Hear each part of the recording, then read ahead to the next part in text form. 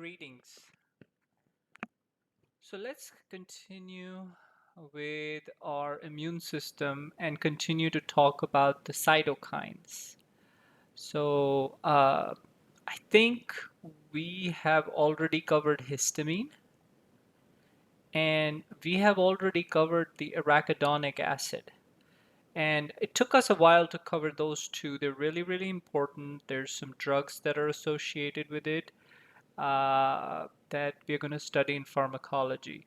But let's talk about four other systems or four other cytokine systems that are there. And again, this is a more simplified version of the immune system, and is to make sure that you understand the basics and are able to relate it to the medications and the disease processes. So we have interleukin 1, interleukin 2, complement system, and interferons. Okay. So let's start with interleukin 1 first. So this is what we're going to start with. Okay. So the first question is, how is it produced? How is this chemical produced? And so I know in the previous videos we talked about white blood cells, and macrophages are one of those white blood cells, right? So when macrophages come face to face with the bacteria, okay, they actually produce interleukin 1 and tumor necrosis factor alpha. So that's the pathway, that's one of the pathways. Additionally, there's another pathway by which interleukin 1 is produced, and it has to do with a more complicated process, which we're going to discuss in detail a bit later. But let me share with you what it is and how interleukin 1 is produced. So again, you have your macrophage here. Okay, you have your macrophage here. And so remember, macrophage is what? An antigen presenting cell. What are the two other antigen presenting cells? So there's the dendritic cells and the B cell lymphocytes, right? The B cells. So again, you have your macrophage, and so when the macrophage phagocytizes or eats up a foreign pathogen, it then presents the antigen on the MHC2 receptor on its surface to T helper cells. So this is your T helper cell. Okay, this is your T helper cell, and this is your macrophage. This is the MHC2 receptor, and this is actually the antigen. And so you have your T helper cell. A T helper cell has two parts. One is the CD4 part, and the other one is a T cell receptor. Okay, so what happens? Well, the T helper cell sees that, hey, I have an antigen presenting cell. It has an MHC2 and it's presenting me an antigen. Now, if that T cell's T cell receptor fits in perfectly with this antigen, it hooks in place here, and the CD4 hooks in place here on the MHC2 molecule. So you see, it's actually a combination lock. So there's two pieces that need to be there. The CD4 part, which hooks onto the MHC2, and the T cell receptor, which attaches to the antigen, and it needs to be a perfect fit. Well, do all T cells have T cell receptors and CD4 receptors? Yes. Okay. Do all cells have the same CD4? The answer is yes. So the CD4 can fit very easily into the MHC2. Now what's different is T cells have different T cell receptors. And each T cell receptor binds to one antigen. So this is what's interesting. You have T cell, that's T helper cell, that's going to come out, and let's say it has a T cell receptor, and that T cell receptor does not fit this antigen. Well, it's not going to hook into place. Okay, it's not going to hook into place. So it needs that special T cell receptor, uh, which hooks which fits this particular antigen and fits it very well. And when this T helper cell comes along with the right T cell receptor, it hooks onto this antigen, and the CD4 hooks onto MHC2. Now that combination lock, bloop, attaches the two together. Now, there's a fail-safe mechanism which is there as well, because you want to make sure, hey, once before I go to the next step, I want to make sure that this lock is perfect and exactly what I want to do. So there's actually a second mechanism to make sure, yes, that this mechanism is good and I want to go to the next step. And that's the co-stimulatory mechanism, where the B7 protein of the antigen presenting cell hooks onto CD28 receptor of the T helper cell. Once these two pieces come together, this complex and this, now the system is locked and loaded and we can go to the next steps. We'll talk more about the next steps. For now, what happens is the antigen presenting cells produces interleukin 1. The T cell produces interleukin 2, which we'll talk about next. Okay, but here's the two mechanisms where the interleukin 1 is produced. One, macrophage comes face to face with the bacteria, okay, and it starts to produce interleukin 1 and tumor necrosis factor alpha. And then additionally, if you have your antigen presenting cells that hook in with the T helper cells, again, there's a mechanism in place, and then there's a second mechanism to make sure, yes, this is exactly what I want, and I want to go to the next stage. You have interleukin 1 that's produced by the antigen presenting cell, and interleukin 2 that's produced by that T helper cell, okay, which we'll talk about a little bit later. But for the purposes of this part, it's the interleukin 1 that we are focused on. So with these two mechanisms, I have interleukin 1. What does interleukin 1 do? It goes to your brain, increases your body temperature, you got fever. Goes to your liver. The liver produces acute phase reactant proteins. One of the proteins is C-reactive protein, and we can actually take somebody's blood and measure this. This tells us if they're having active inflammation at that time. So increased levels of CRP or C-reactive protein means increase active inflammation at that time. Now, the lab can only tell us that there's active inflammation. It does not tell us why there's active inflammation. So we got to do a bit more investigating. Okay. Lastly, the interleukin 1 goes to the bone marrow and increases white blood cell production and pushing those white blood cells out of the bone marrow. Why? Well, it's got to do with numbers. Remember, if you see a threat, uh, what would a smart system do? It's going to say, you know what, instead of facing the threat alone, I want more of my buddies to come in and help me fight it. That's exactly what interleukin 1 does to the bone marrow. It recruits more of his buddies so that it can fight the infection. White blood cells are leuco. Increase is cytosis, leukocytosis. So the fun part is if you're assessing somebody for infection, we're going to see they have increased fever, increased WBC count, increased C-reactive protein.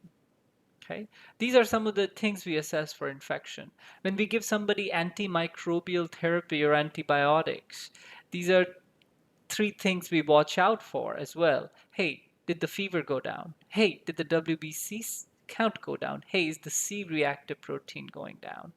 And if that's going down along with the patient's symptom getting better, that tells me the infection is getting better. See, easy. So now you know a little bit about some of the objective things to look out for when we talk about infection. Okay. Now, there are different patterns of uh, WBC increase that clue us about etiology. So we'll talk a little bit more about that later, but let's say if you have increased neutrophils, that would tell us one kind of infection. If there's an increased T cell lymphocytes, that will tell us a different kind of infection, okay, or different kind of etiology in terms of what's going on and the possible reasons for the active inflammation. Okay, so that's interleukin 1. Let's talk about interleukin 2. Well, how's it produced? We talked a little bit about this just a few minutes ago. So remember that antigen presenting cell and how it hooked to the T helper cell? Okay, and how there's two mechanisms in place. The MHC2 and antigen attaches to the T cell receptor and the CD4 receptor on the T helper cell, and then there's a co-stimulatory B7 and CD28 mechanism that locks into place. And when that happens, interleukin 1 is produced by macrophage. We talked about that already. Interleukin 2 is produced by the T helper cell. Okay. So now we know how it's produced. So the question is, what does it do? Well, it does a couple of very interesting things. So first, remember when in trouble, what do? I'm going to recruit more of my buddies. So interleukin 2 stimulates active T helper cells, and it actually stimulates, it's a self-stimulator. Okay, so it's got like an autocrine function, and the T helper cell that's producing interleukin 2, the interleukin 2 encourages that T helper cell to produce two enzymes, interleukin 4 and interleukin 5. Interleukin 4 does interesting stuff. It makes more of its buddies, so it creates more of the T helper cells and it creates more of the B cells. Okay, and we'll talk a little bit more about that a little bit later. That will give you a good idea of what these cells are. But these are both lymphocytes. They're part of the adaptive immunity. And what we are doing is B cells are very specific to that antigen, and so are the T helper cells. So we are producing more of its clones. Okay, so in other words, it's recognized that this antigen is no good. So I need to recruit more of my buddies. Okay. Now, it also produces interleukin 5. What that does is the B cells, the interleukin 5 differentiates the B cells to plasma cells. And these plasma cells are what's responsible for antibodies. And these antibodies are really, really important. So essentially, interleukin 2 does three things. It gives me more T helper cells and B cells that are specific to that antigen. And it also differentiates these B cells into plasma cells, which gives me more antibodies towards that antigen. It's a very important part of the adaptive immunity. Okay, so this is interleukin 1 and 2. Let's go ahead and talk a little bit about the complement system. Okay, let's talk a little bit about the complement system. This is another very interesting and very important system that we have in our body. Okay, so how is it produced? Where does it come about? It's produced by the liver. It's circulating in the blood and it's there normally. When there's inflammation, remember in previous video we talked about how the blood vessels have endothelial cells. Okay, and then when histamine and some of the other chemicals, cytokines act, they vasodilate, so there's more blood flow, and these gaps actually get bigger. Okay, and when that happens, these complements go through these gaps. These are chemicals. These chemicals go through these gaps because now the gaps are big enough to let these big chemicals through into the area of inflammation. Okay, so what do? They do two things. First, step one, they attach themselves to that foreign molecule. Step two, they act on the foreign molecule. Okay, so we're going to work this backwards because you'll see in a second why, because it makes more sense if you learn the step two or understand step two or how it acts on the foreign molecule, because then all you need to know is how it attaches to the foreign molecule, because it actually acts the same way regardless of how it attaches to the foreign molecule. Okay, so let's cover step two, how it acts on the foreign molecule. So this is sort of what it looks like. Let me just give you a better picture of this, okay? It looks very complex, but it's actually very simple. This is the whole chain. So you have a complement protein C1, which attracts complement protein C4, which attracts complement protein C2, which attracts complement protein C3. Now, C3 is interesting. It gets broken up when activated into C3A, which breaks away, and then C3B sticks here. Okay? So this breaks into two parts, C3 and C3B. What remains on the chain is C3B. The next one is C5. Again, C5 also breaks into two components, C5A, which breaks away, and then C5B actually remains. Okay? And then that connects to C6, C7, C8, and C9. Okay? Okay. Now, let's go through this one more time. So you start with C1. You think it's C2, but no, it's actually C4. This is the one that's a bit confusing and throws everybody off. But then it goes back to C2, C3. Well, we're expecting C4, but it's already out of place. So next one is C5, C6, C7, C8, C9. So the easy way to remember it is the C4 goes from where it's supposed to be closer to between C1 and C2. Okay? And then C3 and C5, they break into two parts. The A part goes away and B part remains there. Easy, right? That's it. That's actually the complement pathway. Okay. How does it work? Well, C3 and C5A, remember the two that broke off? They attract macrophages and neutrophils. And they are chemotactic. So remember we have these chemicals, histamine, leukotrienes, prostaglandins, and they acted as chemotactic agents. What does that mean? They attracted macrophages and neutrophils. In other words, they say, hey, hey, buddy, hey, come here. Something's wrong here. That's what these C3A and C5A does as well. Okay, so that's one of the ways, one of three ways that the complement system acts.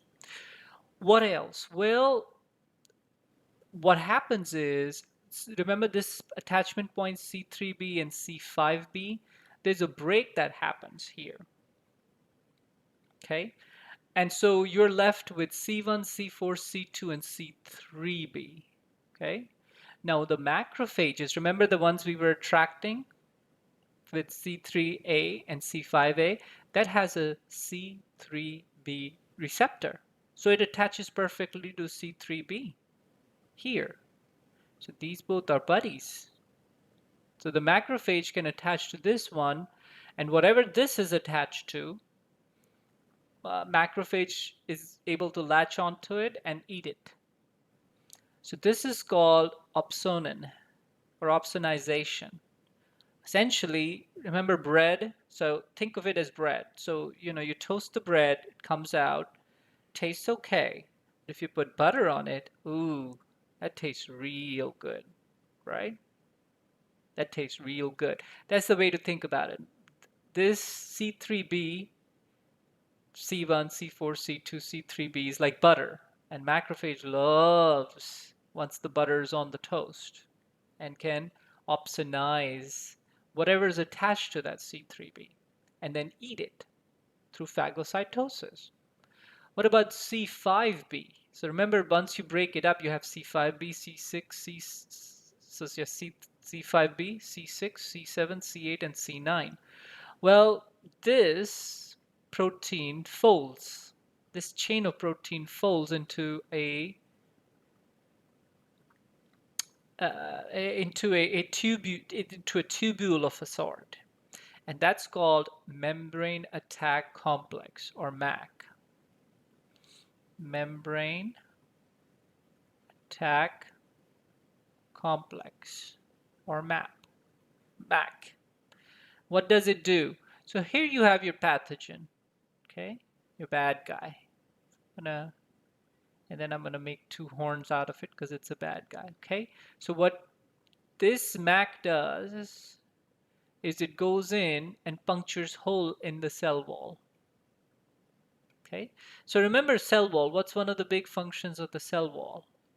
Well, it makes sure that the water doesn't go in and out freely like it wants to, right? So it's able to shield the outside of the cell from the inside of the cell. Well, if I puncture a hole, now everything that's outside can get in and everything that's inside can go out. Now, the big one um, that goes in is actually water, okay? And that causes the cell to swell up. And this is the pathogen. And when that happens, the holes lead to water going in, the bad guy swelling, and the bad guy dying. So, three ways.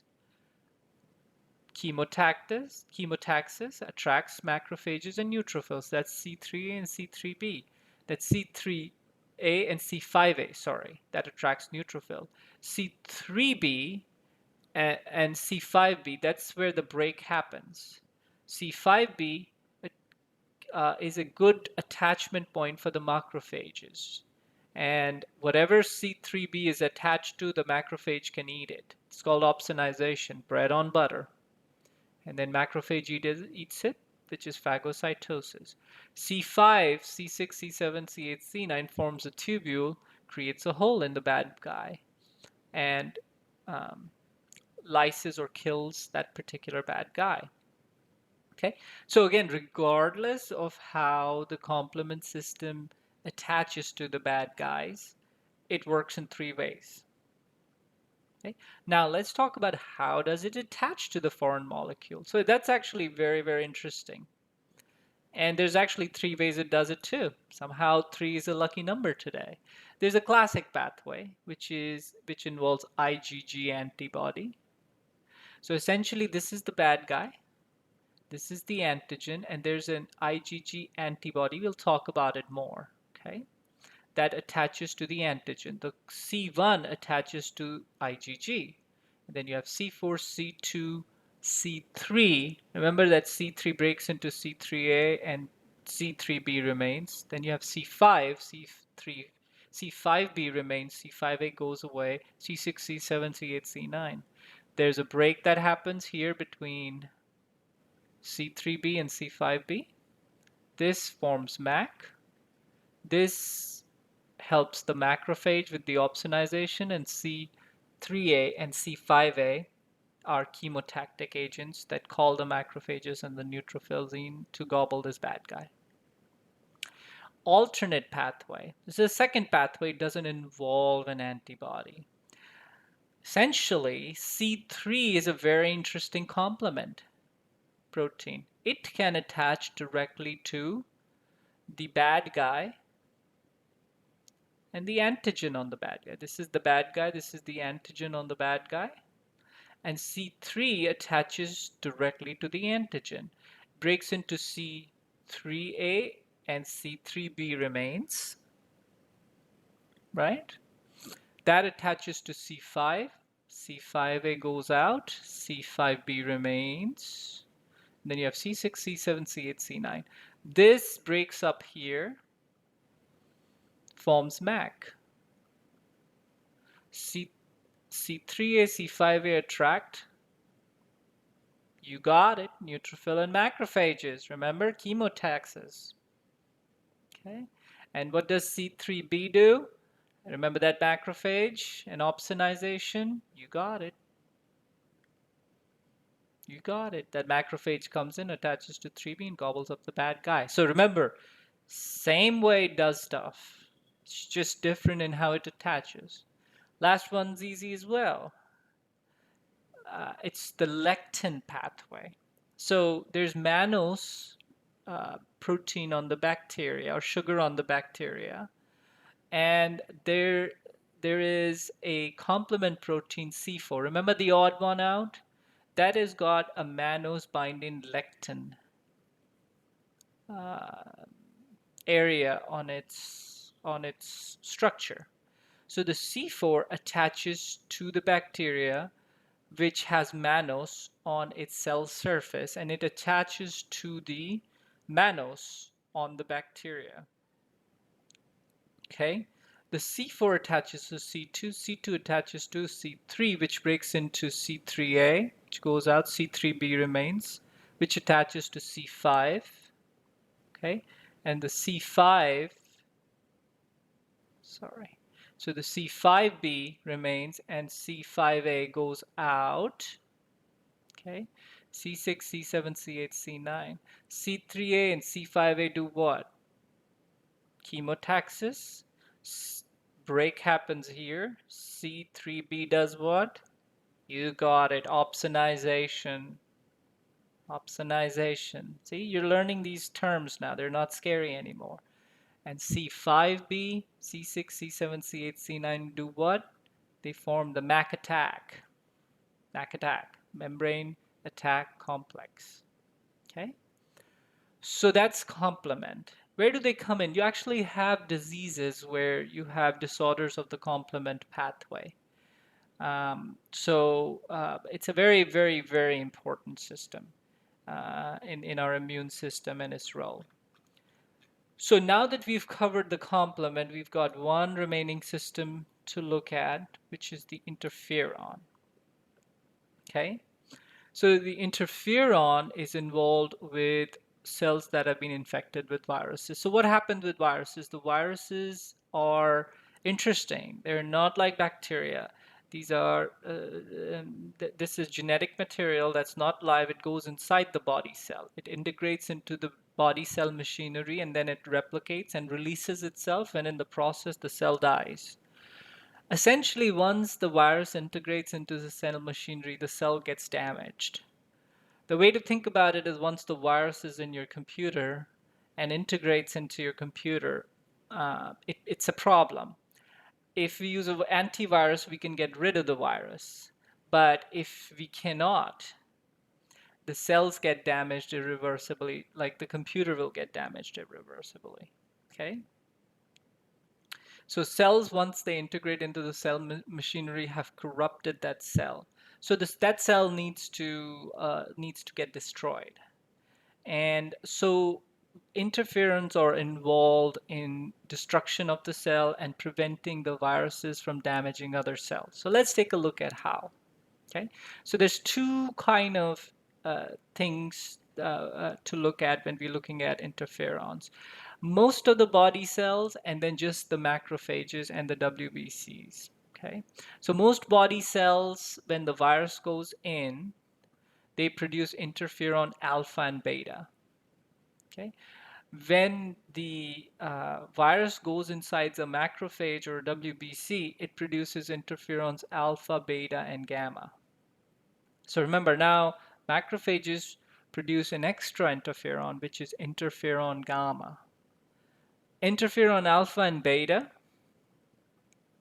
are produced by both other body cells and macrophages. So it actually acts the same way. What does it do? Interferons alpha and beta do two things. First, it goes to the nearby cell and says, hey, you're a healthy cell, but there's something wrong with the other cell. I think you need to get ready.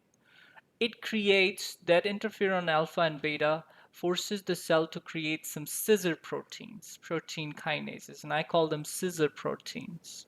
So these scissors are now ready. So at some point, that virus is going to replicate and release. And now it's going to go and try to get inside the other healthy cell, the cell that was nearby. Well, here's the problem. It can't, because now you have these scissor protein kinases that are going to try to get inside, and the scissors going to cut them. Can't get inside. So this interferon alpha and beta safeguards the neighborhood nearby healthy cells. Additionally, it attracts natural killer cells, T natural killer cells. So we'll again talk about it in the next few videos when we talk about the cells, because we'd be done with the cytokines at that time. And the T natural killer cells actually then take care of destruction of the bad cells. Now let's look at the macrophages and WBC. So let's say they get infected with virus, right? Because they're also cells. They can get infected with viruses too. They produce alpha and beta. What would that do? Interferon alpha and beta. Hey, that interferon alpha and beta is going to create protein kinases in the nearby cells, which are scissor proteins, which is going to cut the virus if they try to get inside, and then they're going to attract T natural killer cells, which are going to eat up that virus. Interferon gamma, though, is the additional interferon that is produced by these white blood cells. What does that do? Does the same thing that interleukins do. There's proliferation of white blood cells that it causes. Hey, I'm going to get more of my buddies. The WBCs get bigger. Well, it's no good if those buddies aren't strong enough. So we got to make them like Captain America. We got to juice them. Got to make them stronger and bigger, like Arnold Schwarzenegger, right? So they become bigger, and then they become more sensitive killers. So now, not only do they become Arnold Schwarzenegger big, they become more sensitive in terms of killing, like 007. And they do that by expressing their MHC1 and 2 receptors a little bit more. So again, interferon gamma is very interesting because it gets more of your buddies, makes them bigger, and makes them more sensitive so that they are able to kill and kill better. Okay? So those are the cytokines. So let's go through the video one more time and just review what we did. So we already covered histamine and arachidonic acid as two of the other cytokines. And in this video, we talked about interleukin 1, 2 complement system and interferons. We started with interleukin 1. We saw how it was produced by macrophage when it came face to face with the bacteria, and how and then the second pathway was it produced interleukin 1 when the antigen presenting cells attached to the T helper cells through a few mechanisms. And then what does it do? Fever, C reactive protein, and increased WBC. Again, these were symptoms of infection. Interleukin 2 was produced again when the antigen presenting cell hooked in with the T helper cell, and this time the T helper cell produced interleukin 2. What did it do? Well, it did a few things. A, it proliferated more of those B and T cells that were specific to that antigen, and it differentiated those B cells into plasma cells, and that gives us more antibodies towards that antigen. So again, that helps us tag more of that antigen. So again, we're ramping up immunity. The second thing that the next thing we talked about was the complement system. So we talked about how it's produced by the liver and it's circulating, and then we talked about how it attaches, first how it acts on the foreign molecule. So again, we looked at three ways. We looked at how C3A and C5A are chemotactic, and how opsonization is involved with macrophages attaching to C3b. And the third way complement system act is by the MAC attack with C5b through C9 now lysing, creating holes in the bad guy.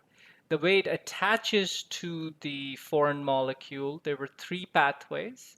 One was a classic pathway where IgG attached to the antigen, which attached to C1, and then we had the whole complex that came to pass. And again, all the three ways, which is the attracted, chemotactic, opsonization, and then last, the MAC attack. We had the alternate pathway where C3 attached directly to the antigen on the bad guy, and then created a cascade. Again, same three ways that that it killed the pathogen, which was to attract, which is chemotactic, and then opsonization and MAC attack. Last but not the least, it was a lectin pathway. So again, C4 this time attached to the mannose on the bacteria, and then the pathway was created. And it's again the same three things: chemotaxis, opsonization, and MAC attack that it used to kill that particular bacteria. Okay. Last but not the least, we talked about interferons. So let's just finish that real quickly. Again, they were involved with viruses. So what they do is they produce two things: interferon alpha and beta for most cells. The alpha and beta uh, have the nearby cells creating scissors for us that cut the virus if the virus tries to get in to the healthy cells. And they attract T natural killer cells, which eats up the bad virus infected cells. And then the macrophages and the WBCs, in addition to alpha and beta, produce interferon gamma, which again makes more of your buddies come out. More of the buddies come out, more WBCs come out. The buddies become bigger, and then they become more sensitive um, in killing the pathogen.